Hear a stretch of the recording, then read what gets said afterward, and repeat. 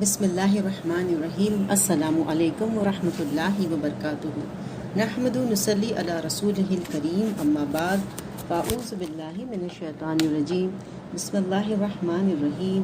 ربی زدنی علما، رب اشرح لی صدری ویسر لی امری واحلل عقدۃ من لسانی یفقہوا قولی۔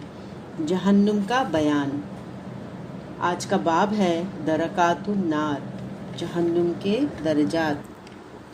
جہنم کے مختلف درجات ہیں، سٹیجز ہیں۔ سب سے نچلے درجے میں شدید ترین عذاب ہوگا اور اوپر والے درجے میں سب سے کمتر درجے کا عذاب ہوگا۔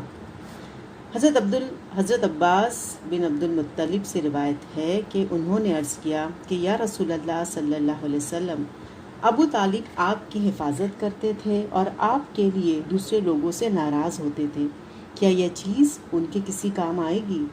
آپ صلی اللہ علیہ وسلم نے ارشاد فرمایا، ہاں، اب وہ جہنم کے اوپر کے درجے میں ہیں۔ اگر میں ان کے لیے سفارش نہ کرتا تو وہ جہنم کے سب سے نچلے درجے میں ہوتے۔ اسے مسلم نے روایت کیا ہے۔ منافق جہنم کے سب سے نچلے درجے میں ہوں گے۔ سورہ نساء آیت نمبر 145۔ یقیناً منافق جہنم کے سب سے نچلے درجے میں ہوں گے اور تم کسی کو ان کا مددگار نہ پاؤ گے۔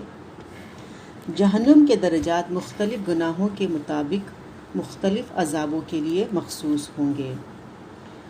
حضرت سمورہ سے روایت ہے کہ انہوں نے نبی اکرم صلی اللہ علیہ وسلم کو فرماتے ہوئے سنا، بعض لوگوں کو آگ ٹخنوں تک جلائے گی، بعض لوگوں کو کمر تک جلائے گی اور بعض لوگوں کو گردن تک جلائے گی۔ اسے مسلم نے روایت کیا ہے۔ حضرت ابو ہریرہ سے یہ روایت ہے کہ نبی اکرم صلی اللہ علیہ وسلم نے فرمایا، آگ ابن آدم کے سارے جسم کو کھائے گی لیکن سجدہ والی جگہ کو نہیں کھائے گی۔ اللہ تعالیٰ نے آگ پر سجدہ والی جگہ کو کھانا حرام کر دیا ہے۔ اسے ابن ماجہ نے روایت کیا ہے۔ پھر ہے جہنم کا ایک درجہ الجحیم، یعنی بھڑکتی ہوئی آگ کا گڑھا ہے۔ سورہ نازعات آیت نمبر 37 سے 39۔ جس نے سرکشی اختیار کی اور دنیا کی زندگی کو ترجیح دی، اس کا ٹھکانہ بھڑکتی ہوئی آگ کا گڑھا ہوگا۔ پھر ہے جہنم کا دوسرا درجہ الحطمہ، چکنا چور کر دینے والی۔ سورہ ہمزہ آیت نمبر 4 to 6۔ ہرگز نہیں وہ شخص چکنا چور کر دینے والی جگہ میں پھینک دیا جائے گا، اور تم کیا جانو وہ چکنا چور کر دینے والی جگہ کیسی ہے؟ اللہ کی آگ ہے، خوب بھڑکائی ہوئی۔ پھر ہے جہنم کا تیسرا درجہ حاویہ، گہری کھائی ہے۔ سورہ قاریہ آیت نمبر 8 سے 11 تک۔ اور جن کے پلڑے میزان ہلکے ہوں گے ان کی جگہ گہری کھائی ہوگی، اور تمہیں کیا معلوم وہ گہری کھائی کیا ہے؟ بھڑکتی ہوئی آگ ہے۔ پھر ہے جہنم کا چوتھا درجہ سقرہ، سخت جھلسا دینے والی ہے۔ سورہ مدثر آیت نمبر 26 سے 29۔ ان قریب میں اسے سخت جھلسا دینے والی جگہ میں جھونک دوں گا، تم کیا جانو وہ سخت جھلسا دینے والی جگہ کیا ہے؟ نہ باقی رکھے نہ چھوڑے، کھال کو جلا کر کالا کر دینے والی۔ جہنم کا پانچواں درجہ لظیٰ، بھڑکتی ہوئی آگ کی لپیٹ ہے۔ سورہ معارج آیت نمبر 15 سے 18۔ ہرگز نہیں، وہ تو بھڑکتی ہوئی آگ کی لپیٹ ہے جو سر اور منہ کی کھال ادھیڑ دے گی، پکار پکار کر اپنی طرف بلائے گی ہر اس شخص کو جس نے حق سے منہ موڑا، پیٹ پھیری، مال جمع کیا اور خرچ نہ کیا۔ جہنم کا چھٹا درجہ سعیر، دہکتی ہوئی آگ ہے۔ سورہ ملک آیت نمبر 10 سے 11۔ قیامت کے روز کافر کہیں گے، کاش ہم دنیا میں غور سے سنتے یا سمجھتے تو آج اس دہکتی ہوئی آگ کے سزاواروں میں شامل نہ ہوتے۔ اس طرح وہ اپنے قصوروں کا اعتراف کریں گے، لعنت ہے ان جہنمیوں پر۔ پھر ہے جہنم کے ایک درجے کا نام زمہریر ہے، جس میں شدید سردی کا عذاب دیا جائے گا۔ سورہ دہر آیت نمبر 11 سے 13۔ پس اللہ تعالیٰ اہل جنت کو اس دن کے شر سے بچا لے گا اور انہیں تازگی اور سرور بخشے گا۔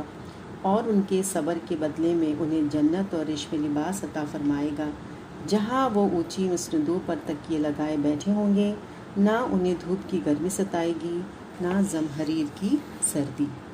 پھر ہے جہنم کی ایک وادی کا نام ویل، ہلاکت اور بربادی بھی ہے۔ سورہ مرسلات آیت نمبر 30 سے 34۔ کافروں کو حکم ہوگا چلو اس سائے کی طرف جو 3 شاخوں والا ہے، نہ ٹھنڈک پہنچانے والا، نہ آگ کی لپیٹ سے بچانے والا۔ آگ محل جیسی بڑی بڑی چنگاریاں پھینکے گی، یوں محسوس ہوگا جیسے زرد رنگ کے اونٹ ہے۔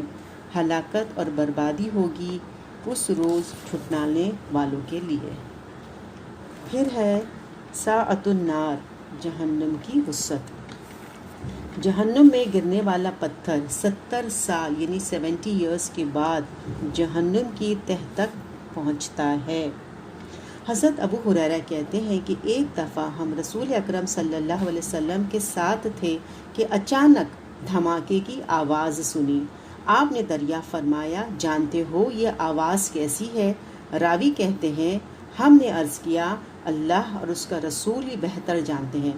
آپ صلی اللہ علیہ وسلم نے ارشاد فرمایا، یہ ایک پتھر تھا جو آج سے 70 سال پہلے جہنم میں پھینکا گیا تھا۔ وہ آگ میں گرتا چلا جا رہا تھا حتیٰ کہ اب جہنم کی تہہ تک پہنچا ہے۔ اسے مسلم نے روایت کیا ہے۔ پھر ہے جہنم کی گہرائی زمین و آسمان کے درمیانی فاصلے سے زیادہ ہے۔ حضرت ابو ہریرہ سے روایت ہے کہ انہوں نے رسول صلی اللہ علیہ وسلم کو فرماتے ہوئے سنا ہے، بندہ کوئی ایسی بات زبان سے کہہ دیتا ہے جس کی وجہ سے وہ جہنم میں زمین و آسمان کے درمیانی فاصلے سے بھی نیچے چلا جاتا ہے۔ اسے مسلم نے روایت کیا ہے۔ پھر ہے جہنم کے ایک احاطہ کی 2 دیواروں کے درمیان 40 سال کی مسافت کا فاصلہ ہے۔ حضرت ابو سعید سے روایت ہے کہ رسول اکرم صلی اللہ علیہ وسلم نے فرمایا، جہنم کا احاطہ 4 دیواریوں پر مشتمل ہے، ہر دیوار کے درمیان 40 سال کی مسافت کا فاصلہ ہے۔ اسے ابو یعلا نے روایت کیا ہے۔ پھر ہے جہنم میں ایک ایک کافر کے کان اور کندھے کے درمیان 70 سال کی مسافت کا فاصلہ ہوگا۔ حضرت مجاہد کہتے ہیں کہ حضرت عبداللہ بن عباس نے مجھ سے دریافت کیا، کیا تمہیں جہنم کی وسعت کا علم ہے؟ میں نے عرض کیا، نہیں۔ حضرت عبداللہ نے فرمایا، ہاں واللہ تم نہیں جانتے، سنو، جہنمی کے کان کی لو سے لے کر کندھے تک 70 سال کی مسافت کا فاصلہ ہوگا، جس کے درمیان پیپ اور خون کی وادیاں بہیں گی۔ میں نے عرض کیا، کیا نہریں بہیں گی؟ حضرت عبداللہ بن عباس نے فرمایا، نہیں بلکہ وادیاں نہروں سے زیادہ وسیع بہیں گی۔ اسے ابو نعیم نے حلیہ میں روایت کیا ہے۔ 1000 آدمیوں میں سے 999 جہنم میں جانے کے باوجود جہنم میں جگہ بچ جائے گی اور جہنم مزید لوگوں کا مطالبہ کرے گی۔ سورہ قاف آیت نمبر 30۔ قیامت کے دن ہم جہنم سے پوچھیں گے، کیا تو بھر گئی ہے؟ وہ کہے گی، کیا اور کچھ اور ہے؟ حضرت انس بن مالک سے روایت ہے کہ اللہ کے نبی صلی اللہ علیہ وسلم نے فرمایا، جہنم مسلسل کہتی رہے گی، کچھ اور ہے، کچھ اور ہے، حتیٰ کہ رب العزت تبارک تعالیٰ اپنے قدم مبارک جہنم میں ڈال دیں گے۔ تب جہنم کہے گی، تیری عزت کی قسم، بس بس، اور جہنم سمٹ جائے گی۔ اسے مسلم نے روایت کیا ہے۔ جہنم کو میدان حشر میں لانے کے لیے 4 ارب 90 کروڑ فرشتے مقرر ہوں گے۔ حضرت عبداللہ بن مسعود کہتے ہیں کہ رسول اللہ صلی اللہ علیہ وسلم نے فرمایا، قیامت کے روز جہنم میدان حشر میں لائی جائے گی تو اس کی 70,000 باگیں ہوں گی اور ہر باغ کو 70,000 فرشتے کھینچ رہے ہوں گے۔ اسے مسلم نے روایت کیا ہے۔